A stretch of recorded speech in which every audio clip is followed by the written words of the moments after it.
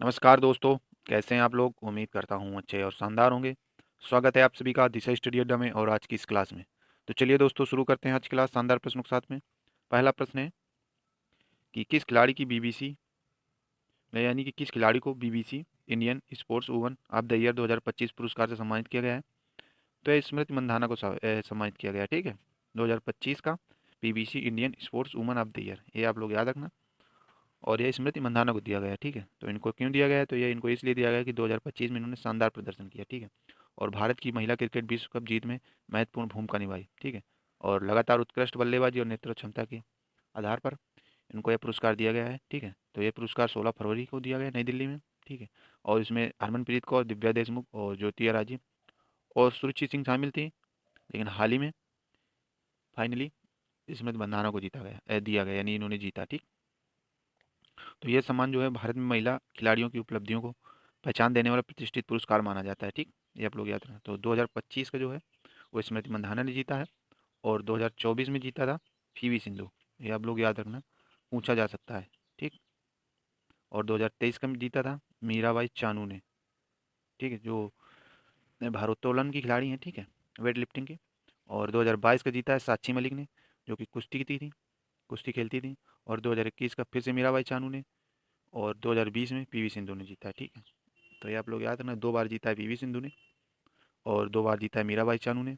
और 2025 का स्मृति मंधाना और 2022 का साक्षी मलिक, ये आप लोग याद रखना, पूछा जा सकता है। ठीक, और ये 2019 से इसकी शुरुआत हुई थी और जो आयोजक है वो बीबीसी है। ठीक, ये आप लोग याद रखना। और जो चयन प्रक्रिया होती है वो पब्लिक बोर्ड के आधार पर और प्लस जूरी मेंबर होते हैं, उनके आधार पर दी जाती है। ठीक है, सेलेक्ट किए जाते हैं खिलाड़ी। तो बीबीसी क्या है? तो बीबीसी है ब्रिटिश ब्रॉडकास्टिंग कॉर्पोरेशन। ठीक है, तो बीबीसी है जो दुनिया के सबसे बड़े और विश्वसनीय सार्वजनिक प्रशासन संगठनों में से एक है। यह रेडियो, टेलीविजन और डिजिटल माध्यमों से समाचार, शिक्षा और मनोरंजन सामग्री प्रसारित करता है। ठीक है, और जो इसकी स्थापना हुई थी बीबीसी की वो हुई थी 1922 में और मुख्यालय इसका जो है लंदन में, यूनाइटेड किंगडम में। ठीक, ये आप लोग याद रखना। नेक्स्ट क्वेश्चन हुआ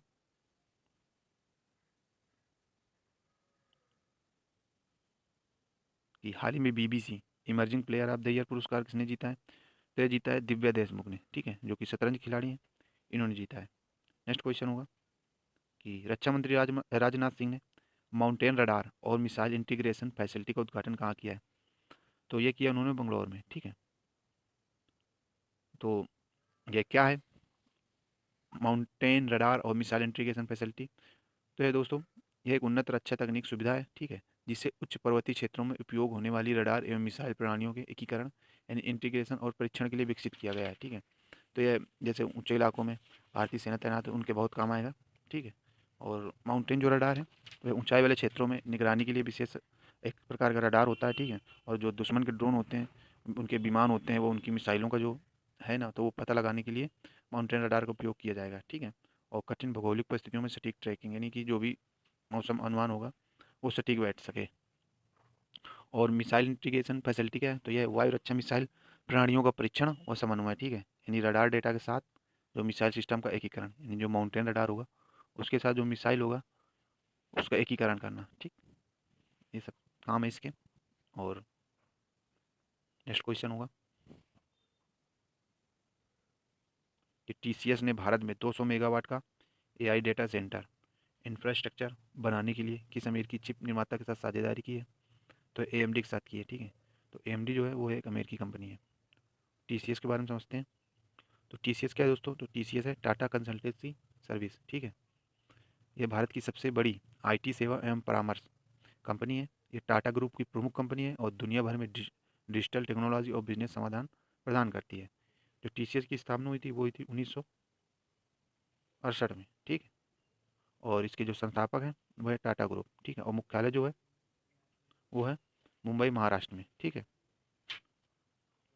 और यह लगभग 150 प्लस देशों में अपनी सेवाएं दे रही है और इसमें लगभग 6 लाख से 7 लाख कर्मचारी काम करते हैं। ठीक है, अब चलिए समझते हैं एएमडी के बारे में। तो एएमडी क्या है? तो एएमडी दोस्तों एडवांस माइक्रो डिवाइसेज है। ठीक है, इसका फुल फॉर्म होता है एएमडी का। और एएमडी एक कंपनी है अमेरिकी और ये एक अमेरिकी सेमीकंडक्टर यानी चिप कंपनी है जो कंप्यूटर प्रोसेस, ग्राफिक्स कार्ड और हाई परफॉर्मेंस कंप्यूटिंग समाधान बनाती है। ठीक है, ये दुनिया की प्रमुख चिप निर्माताओं कंपनियों में से एक है। ठीक है, हालांकि सबसे ज़्यादा जो चिप है वो ताइवान में बनाई जाती है। और जो AMD की स्थापना हुई थी वो हुई थी 1969 में। ठीक है, ये याद रखना, जब इसरो की स्थापना हुई थी जिस साल। और जो इसके संस्थापक थे वो थे जेरी सैंडर्स। ठीक, और जो मुख्यालय इसका, तो मुख्यालय है सेंटा क्लारा, यूनाइटेड स्टेट्स में। ठीक है, और जो इसके वर्तमान CEO हैं वो हैं लीसा सू। ये आप लोग याद रखना। ठीक है, इससे ज़्यादा कुछ नहीं पूछा जाएगा। नेक्स्ट क्वेश्चन होगा कि किस कंपनी ने LNT की नाभा पावर लिमिटेड का अधिग्रहण किया है? ये टोरंटो पावर ने किया है। ठीक है, जो LNT है कंपनी, उसका अधिग्रहण टोरंटो पावर कंपनी ने कर लिया है। नेक्स्ट क्वेश्चन होगा कि हाल ही में भारतीय नौसेना के पहले स्वदेशी कैडेट प्रशिक्षण जहाज कृष्णा का जलावतरण कहाँ किया गया है? तो ये किया गया है LNT शिपयार्ड, कट्टुपल्ली, चेन्नई में। ठीक, तो ये पहले भारतीय नौसेना का पहला स्वदेशी कैडेट प्रशिक्षण जहाज है जिसका नाम है कृष्णा। ये आप लोग याद रखना। नेक्स्ट क्वेश्चन होगा केंद्रीय कृषि और किसान कल्याण मंत्री शिवराज सिंह चौहान ने किसानों के लिए डिजिटल सहयोगी भारत विस्तार का शुभारंभ हाल ही में किस शहर में किया है? तो ये किया उन्होंने जयपुर में। नेक्स्ट क्वेश्चन होगा कि कोटक महिंद्रा बैंक ने किसे अपना नया अतिरिक्त और स्वतंत्र निदेशक नियुक्त किया है? तो ये किया रमेश गणेश अय्यर को। ठीक है, तो कोटक महिंद्रा बैंक ने इनको अपना निदेशक नियुक्त किया है। तो कोटक महिंद्रा बैंक जो है वो भारत का एक प्रमुख निजी क्षेत्र यानी प्राइवेट सेक्टर बैंक है जो बैंकिंग और वित्तीय सेवाओं की विस्तृत श्रृंखला प्रदान करता है। ठीक है, और जो इसकी स्थापना हुई थी वो हुई थी 1985 में। ठीक है, ये आप लोग याद रखना। और 2003 में इसे बैंक का दर्जा मिला है RBI के द्वारा। ठीक, और जो इसके संस्थापक थे वो थे उदय कोटक।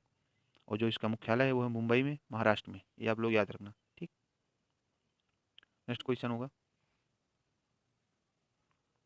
कि भारत सरकार द्वारा मधुमक्खी पालन और शहद उत्पादन को बढ़ावा देने के लिए मुख्य रूप से कौन सी क्रांति शुरू की गई है? तो ये की गई है मीठी क्रांति। ठीक है, नेक्स्ट क्वेश्चन होगा और अंतिम प्रश्न दोस्तों आज का कि भारत के वर्तमान चीफ ऑफ डिफेंस स्टाफ कौन है? तो है अनिल चौहान। ठीक, तो CDS का पद क्यों बनाया गया है चलिए समझते हैं। तो जो CDS है वो चीफ ऑफ डिफेंस स्टाफ होते हैं, यानी भारत की तीनों सेनाओं के बीच समन्वय स्थापित करने वाला सर्वोच्च सैन्य पद है। ठीक है, इंडियन आर्मी, इंडियन नेवी और इंडियन एयरफोर्स। इसकी जो स्थापना हुई थी वो हुई थी 2019 में। ठीक, और ये इसकी जो सिफारिश थी तो वह कारगिल रिव्यू कमेटी की सिफारिशों के आधार पर इसकी स्थापना करी गई थी। ठीक है, और तीनों तीनों सेनाओं में बेहतर तालमेल और संयुक्त संचालन हो सके इसलिए इस पद की स्थापना करी गई थी। ठीक है, और जो वर्तमान में CDS हैं वो हैं अनिल चौहान जो 30 सितंबर 2022 से लगातार इस पद पर हैं। और जो प्रथम CDS थे वो थे बिपिन रावत। ठीक है, जिनका हेलीकॉप्टर की दुर्घटना में देहांत हो गया था। ठीक, तो दोस्तों ये रही क्लास, कैसे लगी आप लोगों को कमेंट करके जरूर बताना। दोस्तों मैं जो भी बोला करता हूँ उसको आप लोग ध्यान से सुना करिए। ठीक है, वो आपके एग्जाम के लिए बेहद महत्वपूर्ण होगा। और जो भी समझ में ना आया या कोई डाउट हो कब कमेंट कर सकते हैं।